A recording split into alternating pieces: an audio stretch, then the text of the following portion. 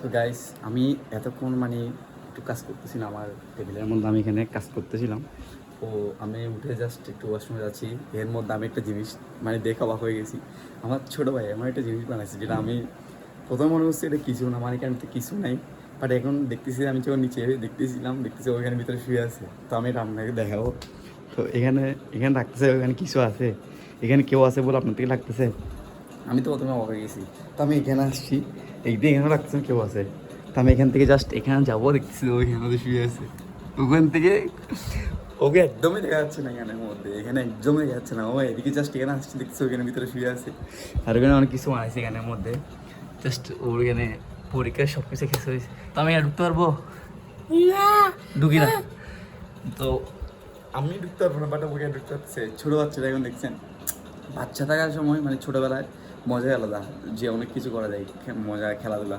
পড়ালেখা বাদ, ওর এখানে পড়ালেখা বাদ দিয়ে এখানে খেলতেছে দেখছেন, এখানের মধ্যে পুরা পুরো এখানে ঢুকে গেছে। তো অনেকে কেমন লাগতেছে? লাইট বন্ধ করো। লাইট বন্ধ হবো না? আচ্ছা চলো সুন্দর। তো সবাই দেখতে থাকবেন আমাদের ব্লগে, ছোটো ছোটো ভিডিও, মজাদার ভিডিও, ফানি ভিডিও। ঠিক আছে, টাটা গাইস।